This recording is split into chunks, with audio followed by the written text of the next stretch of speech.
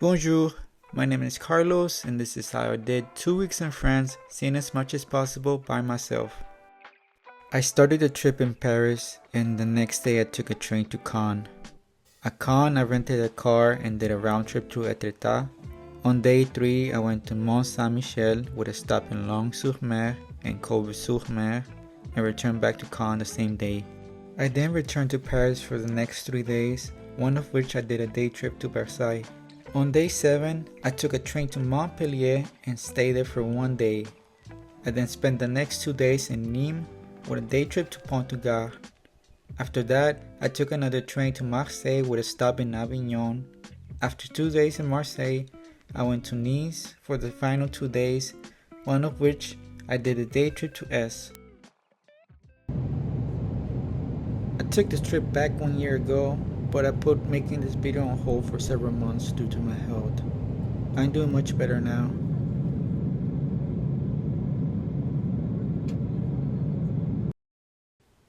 Day 1 was a short day as I arrived to Paris at noon. My first stop was the Catacombs of Paris. It's 27 meters down or 131 steps down, and when we reached the bottom, it's kinda cold and humid. It takes a while of walking to get to the skulls and bones. There's actually about 320 kilometers of these paths, but only about 1.5 kilometers are open to the public. All of this used to be quarries that were excavated for limestone.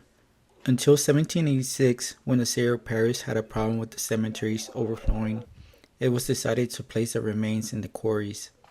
There are about 6 million human remains, and the whole path takes about 45 minutes to walk. The next stop was the Saint-Chapelle church. Unfortunately, it was closed, and we all know what happened to the Notre Dame. It should be open by 2024 or 2025. I spent the rest of the evening alongside the Seine River and watched the sunset over the Eiffel Tower.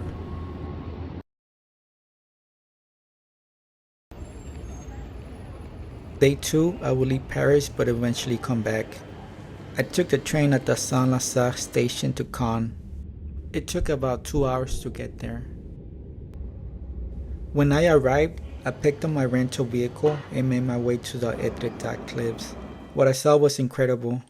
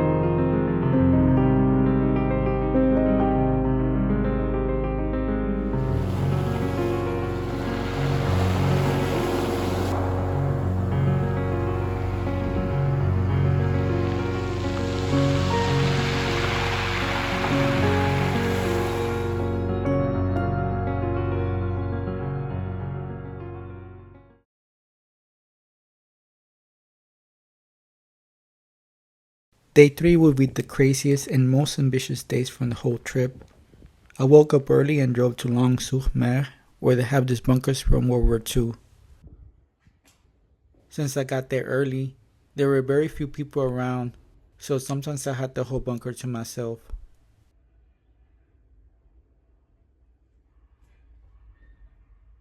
There are 4 150mm marine guns that were used in June 6, 1944 against the Allied landings.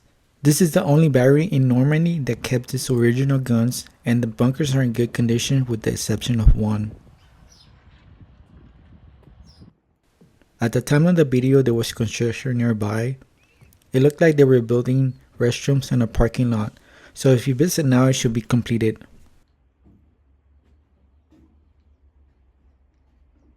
After exploring the bunkers for about an hour or so, I then drove to American Cemetery that's 20 minutes away in Cauves-sur-Mer. There are over 9,000 graves of American soldiers that were killed in Normandy during World War II, and it covers an area of 172 acres. And not far from there is Omaha Beach.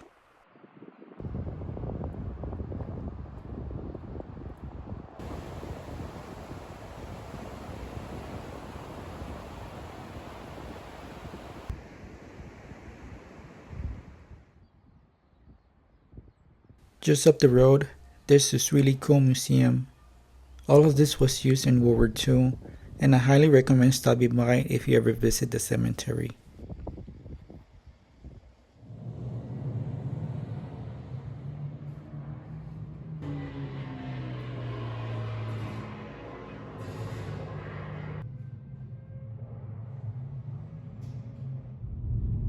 After the museum, it was time to go to Mont-Saint-Michel. It took me an hour and a half to get there from the museum, and seeing Mont-Saint-Michel from far away, it looks so surreal. It looks like a fairy tale castle, but it's actually a monastery.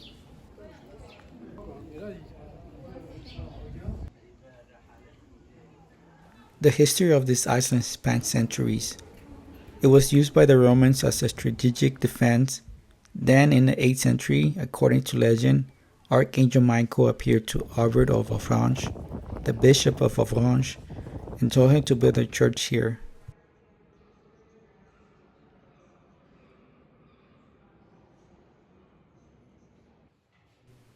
A single building was constructed, but with time, it was reconstructed much larger. Fortifications were added by the 18th century. It has been fought over, and at one point, the English took control, only for the French to regain control of the monastery.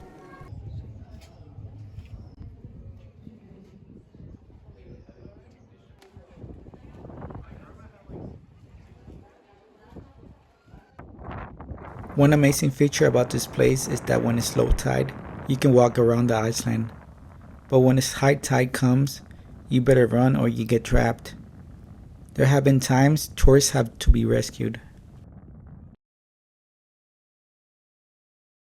On day 4, I returned the car and took a bus back to Paris. It was a 3-hour trip back. After checking in at the hostel, I went to the Arc de Triomphe.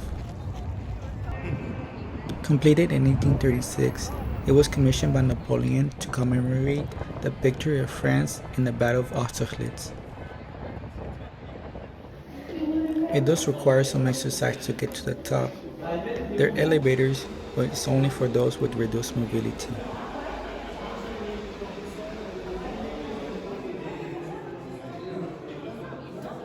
Once you reach the top, you get these amazing views of Paris. I was lucky enough to have sunny, clear days the whole time I was in Paris.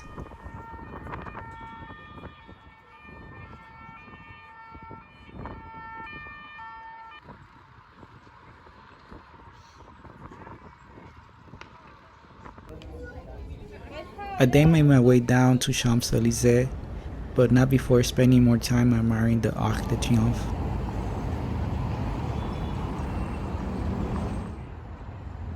I then went to the Flame of Liberty Memorial, which is unofficially a memorial to Princess Diana. She died in a car accident in a tunnel beneath there in 1997. My last stop of the day was the Eiffel Tower. I just wanted to check it out, how it was at night, but I would eventually come back another day.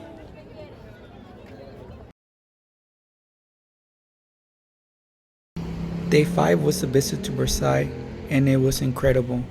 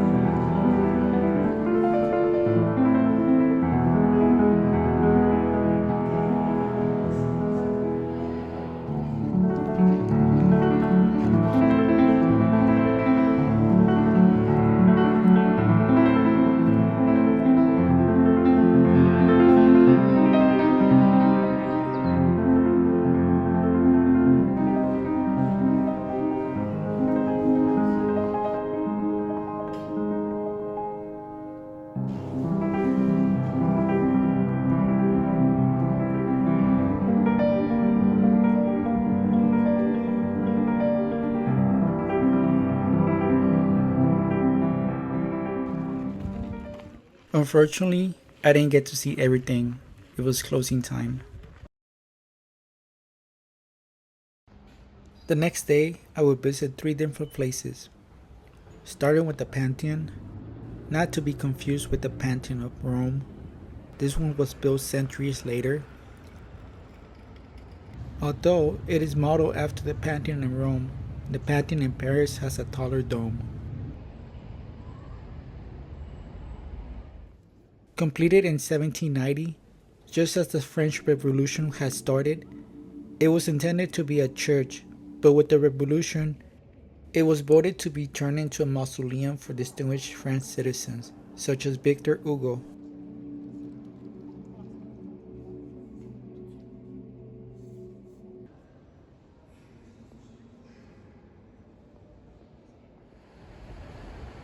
My next stop is the Eiffel Tower. This is a must-visit location if you're ever in Paris. I highly recommend getting the tickets ahead of time and paying for the elevator option because not only is it a lot of stairs to climb, but also it takes up a lot of your time.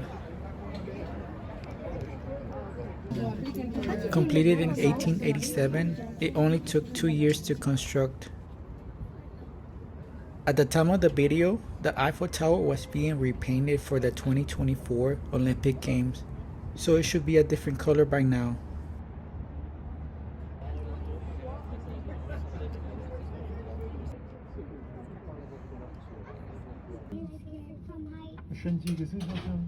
Next up is the Louvre Museum.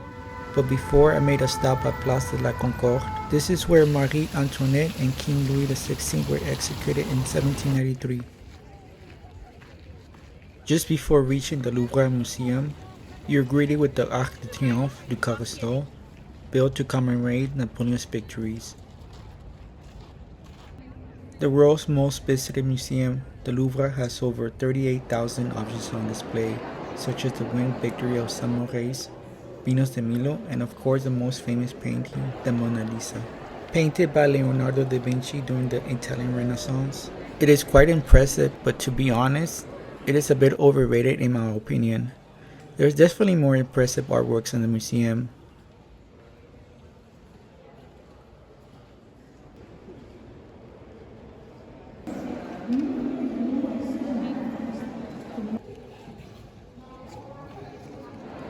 I was here until closing. There's definitely a lot to see here.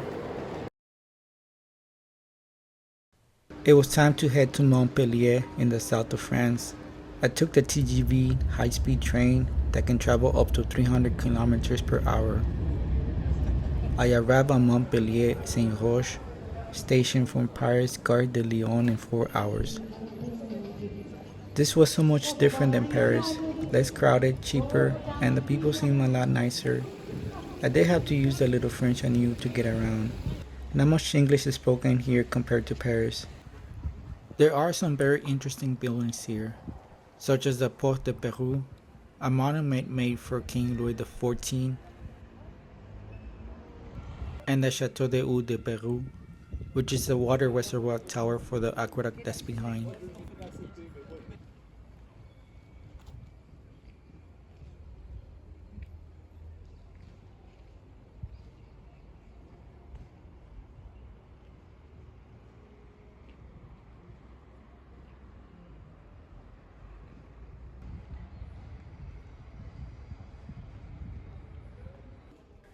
This is a small city, so it's easy to get around.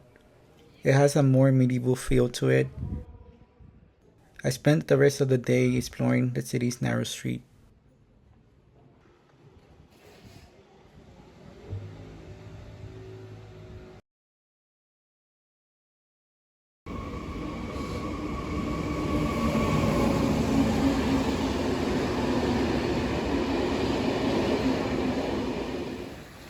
I will stay the next 2 days in Nîmes. It's just a half an hour train ride away. This is the French Rome. The Romans established Nîmes around 2 BC during the conquest of Gaul.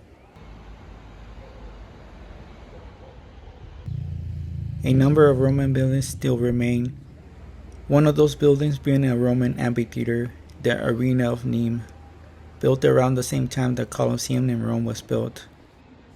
During the Roman Empire, it could hold 24,000 spectators to watch gladiators fight or for public events. Now its capacity is about 14,000 and it's used for bullfighting concerts and Roman reenactments.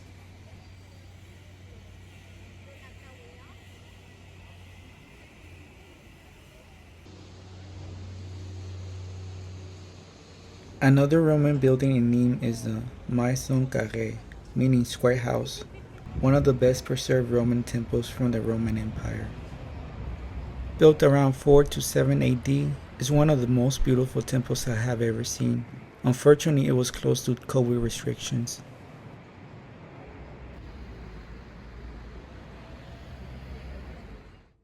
I then went to the Magnac Tower, but with another heartbreak, it was closed by the time I got there. I had lost track of time.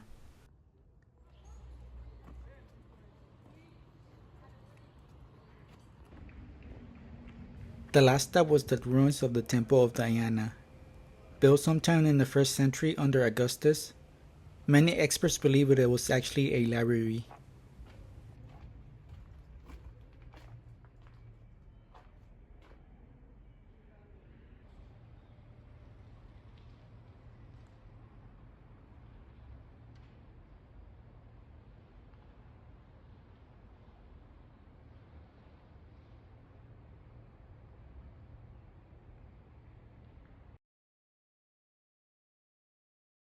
The next day was a day trip to Pont du Gard, located 24 kilometers from Nîmes.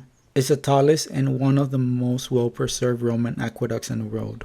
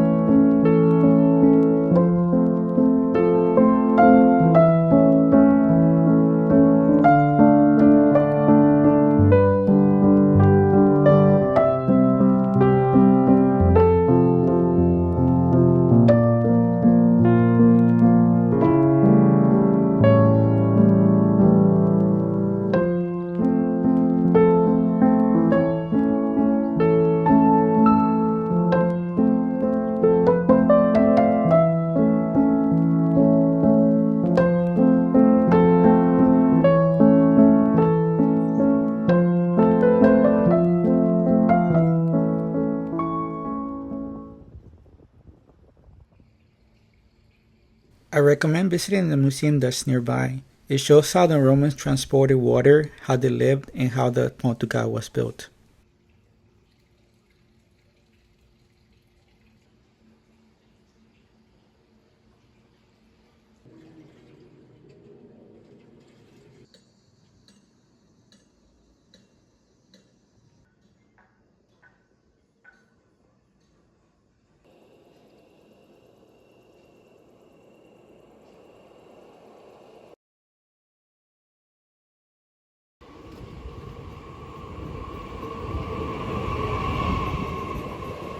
On this day, I would go to Marseille but make a stop in Avignon. I would spend about 5 hours there. The city has beautiful architecture and a rich medieval history.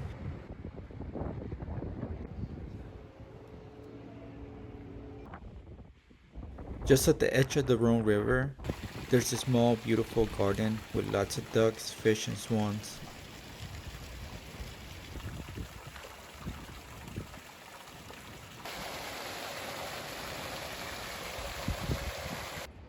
One of the reasons I stopped by Avignon was to visit the Palais des Papes. Unfortunately, I was not able to enter. I was carrying too much luggage with me. I was not able to find a place to store my luggage. This is where 7 popes lived from 1309 to 1377.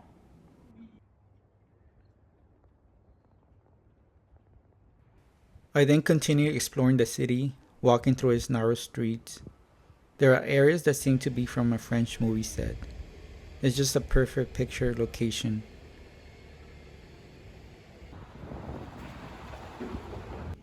And just around the corner, there's a Gothic church from the 14th century.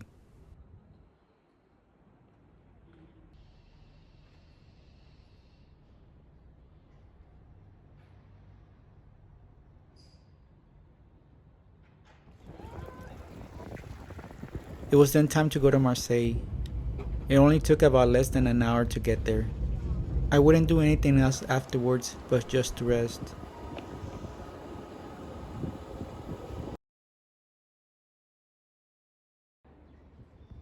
The next day, I began exploring the neighborhood of Le Panier. It's full of art and graffiti. It's on every corner.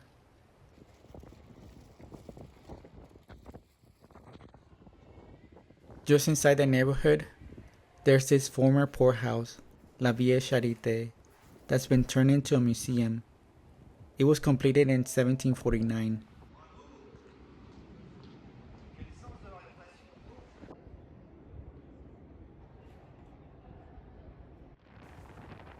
Also in the same area, there's the Cathedral of Saint Mary Major, also known as Cathedral La Major.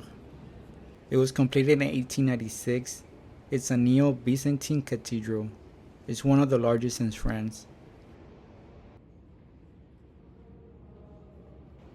Afterwards, I went to the viewport, meaning Old Port. This port has been around since the 6th century BC. The Greeks founded this city around 600 BC. I then headed to this arch. Along the way, I came across this type of tram I never seen before. It looks very futuristic. This arch, the Porte X, was completed in 1839. It commemorates the French victories in the Spanish expedition. This will be eventually all I did today, as I was under the weather.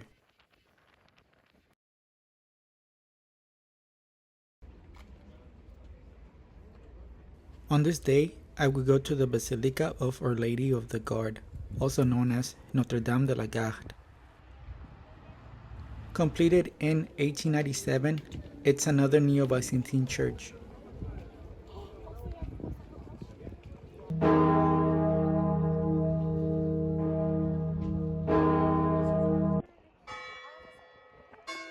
It was a workout to get to the church, but the view was amazing.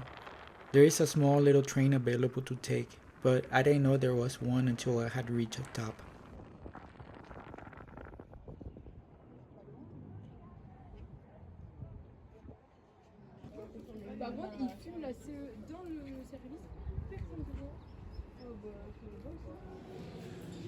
I went inside the small chapel, but I don't remember why I didn't go inside the larger chapel. I really missed out on that one. I then went to the beach, where there's this really cool pier with a viewpoint. The water was very clear. This was one of the few beaches that Marseille has. It has more, but they're further away from the city center.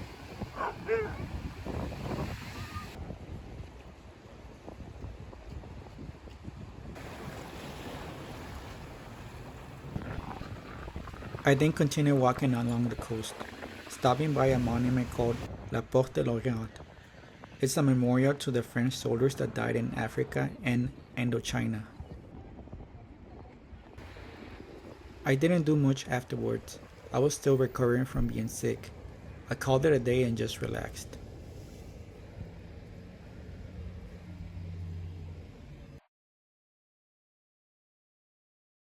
It was time to go to Nice. I took the bus instead of the train. I needed to arrive there by 2 p.m. for the check-in. The train had a much earlier arrival. From the bus station, I took a tram to my hotel.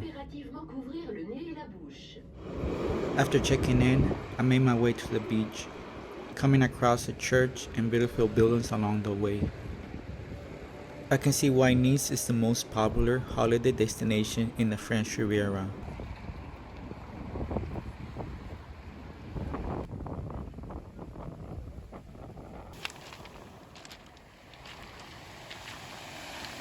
The beach here had large pebbles and the water was somewhat turquoise.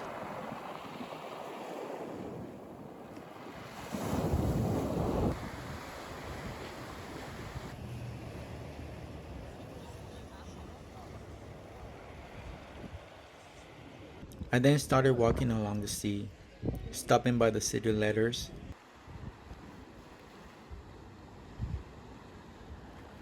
Then there's this lighthouse, quite far away. Nothing special about the lighthouse, but walking in the middle of the water feels special. Not far from there, there's a monument to the dead of Capel, dedicated to the people of Nice that died in World War I. Also nearby, there's a large tower. A lot of stairs to climb, but it's worth it. Once at the top, you can see the whole city.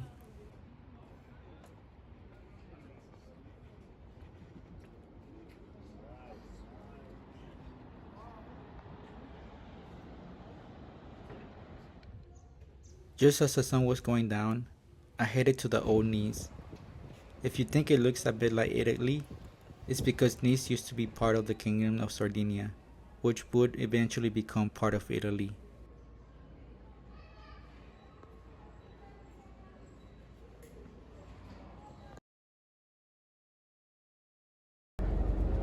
On the last day, I took a bus to Èze. It's only 30 minutes away. It's a tiny medieval village on top of a mountain. The streets are very narrow and there's no cars, motorcycles, scooters or any of that allowed. People actually do live here. There's hotels, restaurants and a lot of unique stores. It's a very beautiful village.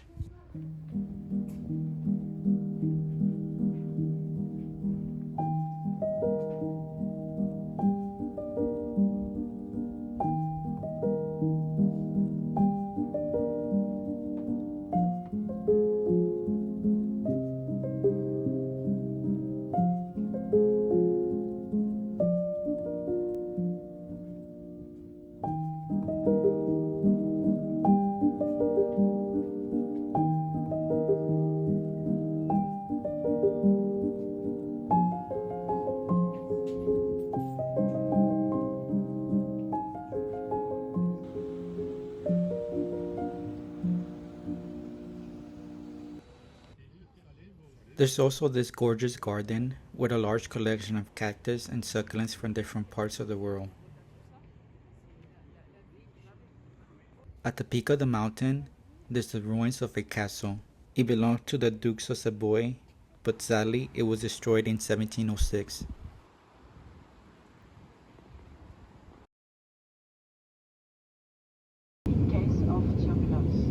In my honest opinion, the true beauty of France lies outside of Paris. Paris is a love it or hate it kind of city. It has a lot to see and explore, but also it has its gritty parts. People are not very friendly and it's very expensive. While the rest of France is more affordable and people are friendly. Overall, I love every part of the trip.